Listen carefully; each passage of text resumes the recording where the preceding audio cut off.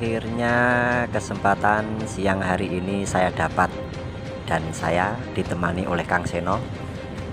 Memang saya punya cita-cita untuk mendatangi atau mengeksplor bangunan kolonial, yaitu berupa bendungan yang disebut dengan Bendungan Glapan. Di sini saya akan membacakan atau kita mengingatlah sejarah asal-usul Desa Glapan. Nah, dari kata bahasa Jawa, Maklap atau Saklapan adalah identik dengan kehidupan seorang tokoh atau suwargi Mbah Janibah, pelarian pada waktu zaman Belanda. Sebagai seorang yang patuh dan taat pada ajaran agama Islam, beliau juga sangat gigih dalam berkarya dan bekerja. Beliaulah yang pertama membuka hutan dan semak belukar atau yang disebut dengan Bubak Yoso. Yang hutan tersebut dulunya setiap ada orang yang masuk hutan selalu hilang, tak berbekas dalam sekejap. Bahasa Jawa Maklap atau Saklapan.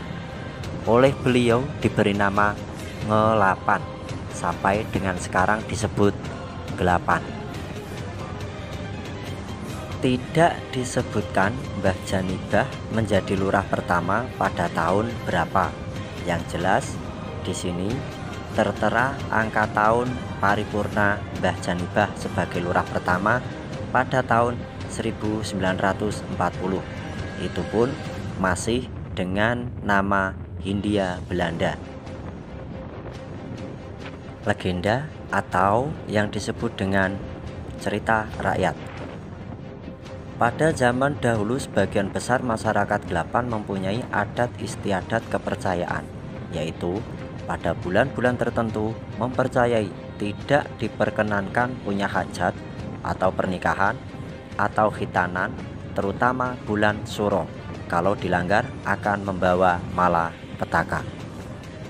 Saat menjelang musim tanam, membuat makanan berupa kupat dan lepet, dan menjelang panen dibuatkan tumpeng sego gureh atau nasi santan dengan ayam ingkung, dikendurikan di sawah dengan harapan akan mendatangkan keberkahan pada panen tersebut. Bahkan pada setiap bulan suran mengadakan suran dengan menyembelih kambing, kepalanya ditanam di perempatan jalan, dagingnya dimasak becek, dan sebagian kecil organ kambing diambil ditambahkan ke ubur rampe komaran untuk sesaji. Sore harinya diadakan kenduri. Pada setiap gerumbul Desa Glapan mengadakan baritan atau yang disebut dengan sedekah bumi atau sadranan, wayangan dan tayuban, dan sekarang adat tersebut diadakan di tingkat desa untuk menghemat waktu dan biaya. Kepercayaan penduduk Desa Glapan di setiap menjelang hajatan, baik pernikahan maupun sunatan, calon pengantin diharuskan ziarah atau resik kubur, dan tempat yang dikeramatkan. Sehari sebelum hajatan dilaksanakan, tuan rumah harus memasang sesaji atau kucingan, baik di rumah, pojok taruh, sumur, dan tempat-tempat keramat lainnya. Tuan rumah juga mempercayakan sesepuh sebagai goni atau orang yang dianggap ampuh. Kalau tidak dilaksanakan, dikhawatirkan akan mendatangkan malapetaka. Tradisi berikutnya adalah setiap ada orang yang meninggal, sebelum dibawa ke pemakaman, sanak saudara almarhum supaya nyelusup atau berjalan keliling 3 kali di bawah mayat yang sedang dipikul, dipercayai agar tidak membayangi kehidupan mereka. Sekian adalah legenda atau cerita rakyat dari Desa Glapan.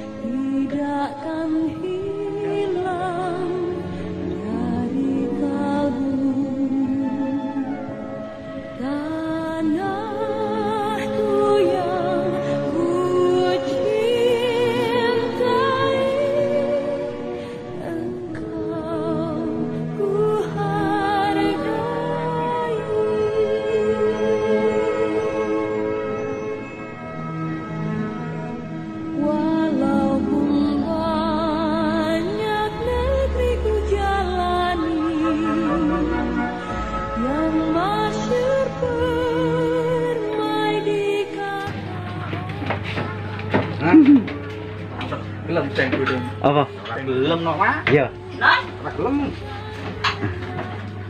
apa iki apa? Malah iki, Pak. Sik ngopi sik. Warungnya sinten mriki Bu namine Bu? Warung Bu sinten? Warung Bu Mega. Bu? Mega. Bu Mega. Warung Bu Mega, Kedung 8 Timur. Pintu. Sampailah kita pada tempat tujuan di mana saya akan mengeksplor bendungan, yang jelas bendungan bangunan zaman era kolonial atau Hindia Belanda. Nah, Bendungan Gelapan terletak di Desa Gelapan, Kecamatan Gubuk, Kabupaten Grobogan. Aliran air di bendungan ini berasal dari Sungai Tuntang yang berfungsi sebagai jaringan pengendali banjir. Namun, beberapa bulan ini Bendungan Gelapan sedang direnovasi agar ketika musim penghujan tidak meluap airnya, seperti itu. Dengan adanya renovasi tersebut membuat Bendungan Gelapan yang sekaligus menjadi objek wisata di desa setempat. Keren kan? Katanya sebelum Bendungan Gelapan direnovasi atau dulu sebelum ditutup karena pandemi, banyak sekali pengunjung yang berdatangan. Pengunjung tersebut mulai dari warga Gelapan sendiri maupun dari luar desa Gelapan. Pemandangan yang sangat asri menjadikan daya tarik bagi pengunjung luar desa Gelapan yang penasaran akan keindahannya.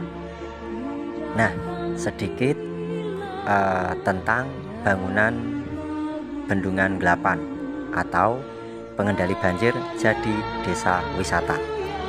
Dinggelapan dibangun pada tahun 1852 sampai 1859 di masa pemerintahan kolonial Hindia Belanda.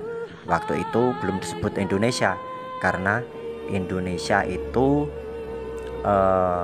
diakui atau disebut negara Indonesia itu pada tahun 1945 setelah merdeka. Nah, konstruksi bendungan berupa ambang pasang batu disertai bidang terjun yang panjang sehingga membentuk seperti saluran miring.